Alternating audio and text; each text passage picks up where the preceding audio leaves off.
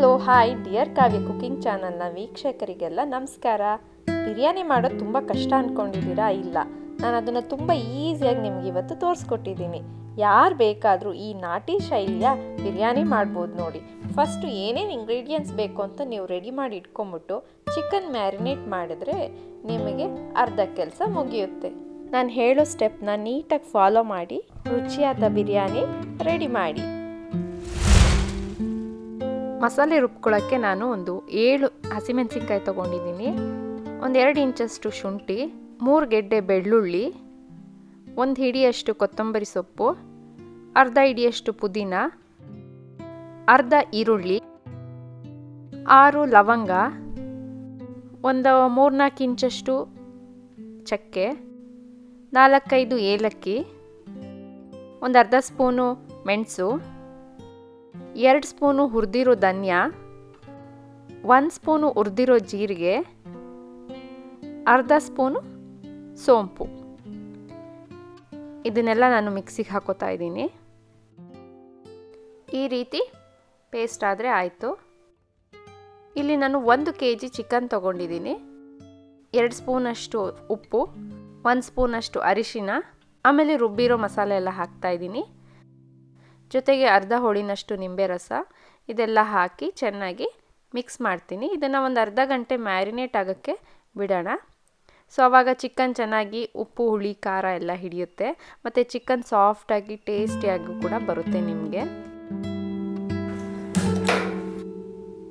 ಈಗ ಒಂದು ದೊಡ್ಡ ಪಾತ್ರೆ ತೊಗೊಂಡಿದ್ದೀನಿ, ಅದಕ್ಕೆ ನಾನು ಒಂದು 3-4 ಸ್ಪೂನಷ್ಟು ಎಣ್ಣೆ ಹಾಕುತ್ತಾ ಇದ್ದೀನಿ.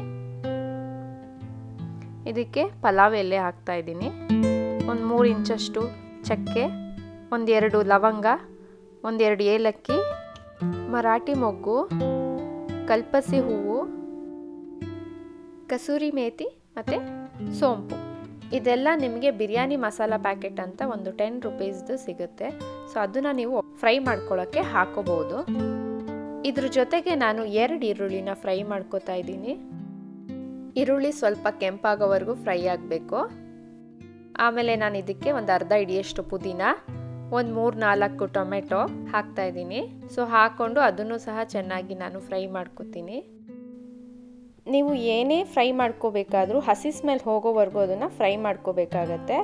ಸೊ ಒಂದಾದ್ಮೇಲೆ ಒಂದು ಹಾಕ್ಕೊಂಡು ಫ್ರೈ ಮಾಡ್ಕೋಬೇಕು. ಅದೇ ರೀತಿ ಈಗ ಟೊಮೆಟೊ ಎಲ್ಲ ಫ್ರೈ ಆಗಿದೆ. ನಾನು ಫ್ರೈ ಆದಮೇಲೆ ಮ್ಯಾರಿನೇಟ್ ಮಾಡ್ಕೊಂಡಿರೋ ಚಿಕನ್ನ ನಾನು ಇದಕ್ಕೆ ಹಾಕ್ತಾ ಇದ್ದೀನಿ. ಈ ಚಿಕನ್ನು ಅಷ್ಟೇ ನಾನು ಚೆನ್ನಾಗಿ ಸುಮಾರು ಒಂದು 10-15 ನಿಮಿಷದವರೆಗೆ ಹಸಿ ಸ್ಮೆಲ್ ಹೋಗೋವರೆಗೂ ಚಿಕನ್ ಚೆನ್ನಾಗಿ ಫ್ರೈ ಆಗೋವರೆಗೂ, ಆಮೇಲೆ ಅದು ಎಣ್ಣೆ ಬಿಟ್ಕೊಳ್ಳುತ್ತೆ, ನೀರು ಬಿಟ್ಕೊಳ್ಳುತ್ತೆ, ಅದೆಲ್ಲ ಬಿಟ್ಟು ಡ್ರೈ ಆಗೋವರೆಗೂ ಸಹ ಇದನ್ನು ನಾನು ಚೆನ್ನಾಗಿ ಫ್ರೈ ಮಾಡ್ತೀನಿ. ಮಧ್ಯ ಚಿಕನ್ನ ಕೈಯಾಡ್ತಾ ಇರಬೇಕು, ಆವಾಗ ಚಿಕನ್ ಈವನಾಗಿ ಕುಕ್ ಆಗುತ್ತೆ. ಎಲ್ಲ ಚಿಕನ್ನು ಕೂಡ ಈವನಾಗಿ ಕುಕ್ ಆಗ್ಬೋದು. ನಾನು ಒಂದು 15 ನಿಮಿಷ ಇದನ್ನು ಚೆನ್ನಾಗಿ ಡ್ರೈ ಆಗೋ ಥರ ನಾನು ಫ್ರೈ ಮಾಡ್ಕೊಂಡಿದ್ದೀನಿ. ಅದಾದಮೇಲೆ ನಾನು ಇದಕ್ಕೆ ಅಳತೆ ಪ್ರಕಾರ ನೀರು ತೊಗೊಂಡಿದ್ದೀನಿ. ಅಂದರೆ 3 ಗ್ಲಾಸಷ್ಟು ರೈಸ್ ತೊಗೊಂಡಿದ್ದೀನಿ, ಅದಕ್ಕೆ ನಾನು 5.5 ಗ್ಲಾಸಷ್ಟು ನೀರನ್ನ ಹಾಕ್ತಾಯಿದ್ದೀನಿ. ಸ್ವಲ್ಪ ಕಡಿಮೆನೇ ಹಾಕ್ತಾಯಿದ್ದೀನಿ ನೀರನ್ನ, ಒಂದು ಅರ್ಧ ಗ್ಲಾಸಷ್ಟು. ನೀರು ಚೆನ್ನಾಗಿ ಕುದೀತಾ ಇದೆ. ಈಗ ನಾನು ಇದಕ್ಕೆ ತೊಳೆದು ನೆನೆಸಿಟ್ಕೊಂಡಿರೋ ರೈಸ್ನ ಹಾಕ್ತಾಯಿದ್ದೀನಿ. ಜೊತೆಗೆ ಸ್ವಲ್ಪ ಉಪ್ಪನ್ನು ಸಹ ಸೇರಿಸ್ಕೊತಾ ಇದ್ದೀನಿ. ಸೇರಿಸಿ ಎಲ್ಲನೂ ಒಂದ್ಸಲ ಮಿಕ್ಸ್ ಮಾಡಬೇಕು. ಸ್ವಲ್ಪ ನೀರು ಹಿಂಗೋವರೆಗೂ ಮಧ್ಯ ಸ್ವಲ್ಪ ಕೈ ಆಡ್ತಾ ಇರಬೇಕು. ಈ ನೀರನ್ನ ನೀವೀಗ ಟೇಸ್ಟ್ ಮಾಡ್ಬೋದು. ಸ್ವಲ್ಪ ಉಪ್ಪು ಖಾರ ನಿಮಗೆ ಬೇಕು ಅನಿಸಿದ್ರೆ ಉಪ್ಪು ಸೇರಿಸ್ಕೊಳ್ಳಿ. ಖಾರ ಬೇಕು ಅಂದರೆ ನೀವು ಪೆಪ್ಪರ್ ಪೌಡರ್ನ ನೀವು ಸೇರಿಸ್ಕೋಬೋದು. ಸೊ ಅದರಲ್ಲಿ ಗೊತ್ತಾಗ್ಬಿಡುತ್ತೆ ನಿಮ್ಗೆ ಇಷ್ಟೊತ್ತಿಗಾಗಲೇ ಇದಕ್ಕೆ ಉಪ್ಪು ಬೇಕಾ ಖಾರ ಬೇಕಾ ಎಕ್ಸ್ಟ್ರಾ ಅಂತ. ಸೊ ನೀವು ಖಾರ ತಿನ್ನೋರಾದರೆ ಸ್ವಲ್ಪ ಪೆಪ್ಪರ್ ಪೌಡ್ರನ್ನ ಮೇಲೆ ಸೇರಿಸ್ಕೊಳ್ಳಿ.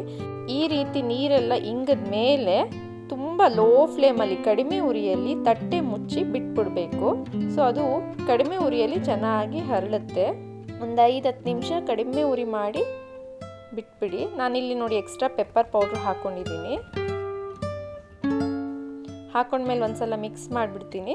ಮಿಕ್ಸ್ ಮಾಡಿ ತಟ್ಟೆ ಮುಚ್ಚಿ ಲೋ ಫ್ಲೇಮ್ ಮಾಡಿ ಮೇಲ್ಗಡೆ ಒಂದು ಭಾರವಾಗಿರೋ ವಸ್ತುನ ಇಡ್ತಾ ಇದ್ದೀನಿ. ಸ್ವಲ್ಪ ಚೆನ್ನಾಗಿ ಹಬೆಯಲ್ಲಿ ಚೆನ್ನಾಗಿ ಹರಳಿ ಅಕ್ಕಿ ಅಂತ. ಸೊ ನೋಡಿ ಈಗ 10 ನಿಮಿಷ ಆದಮೇಲೆ ಈ ರೀತಿ ಬಿರಿಯಾನಿ ರೆಡಿಯಾಗಿದೆ. ಇದು ಪಕ್ಕಾ ನಾಟಿ ಸ್ಟೈಲ್ ಬಿರಿಯಾನಿ. ಚಿಕನ್ ಮ್ಯಾರಿನೇಟ್ ಮಾಡಿರೋದ್ರಿಂದ ಇದು ಉಪ್ಪು ಹುಳಿ ಖಾರ ಎಲ್ಲ ಚೆನ್ನಾಗಿ ಹಿಡಿದಿರುತ್ತೆ, ಮತ್ತು ಚಿಕನ್ ತುಂಬ ಸಾಫ್ಟಾಗಿರುತ್ತೆ. ಆಮೇಲೆ ತುಂಬ ಟೇಸ್ಟಿಯಾಗಿರುತ್ತೆ. ಎಲ್ಲ ಮಸಾಲೆನೂ ನಾವು ಫ್ರೆಶ್ಶಾಗಿ ರುಬ್ಬಿ ಹಾಕಿರೋದ್ರಿಂದ ಟೇಸ್ಟ್ ಕೂಡ ತುಂಬ ಚೆನ್ನಾಗಿರುತ್ತೆ. ನೀವು ಒಮ್ಮೆ ಮನೇಲಿ ಟ್ರೈ ಮಾಡಿ ನನಗೆ ಕಮೆಂಟ್ ಮಾಡಿ ಹೇಗಾಯಿತು ಅಂತ. ಮತ್ತೆ ಮುಂದಿನ ವಿಡಿಯೋದಲ್ಲಿ ಸಿಗೋಣ. ಈ ರೆಸಿಪಿ ನಿಮ್ಗೆ ಇಷ್ಟ ಆದರೆ ಡಿಯರ್ ಕಾವ್ಯ ಕುಕಿಂಗ್ ಚಾನಲ್ನ ಲೈಕ್ ಮಾಡಿ, ಶೇರ್ ಮಾಡಿ, ಸಬ್ಸ್ಕ್ರೈಬ್ ಮಾಡಿ ಮತ್ತು ಕಮೆಂಟ್ ಮಾಡೋದು ಮರಿಬೇಡಿ. Thank you.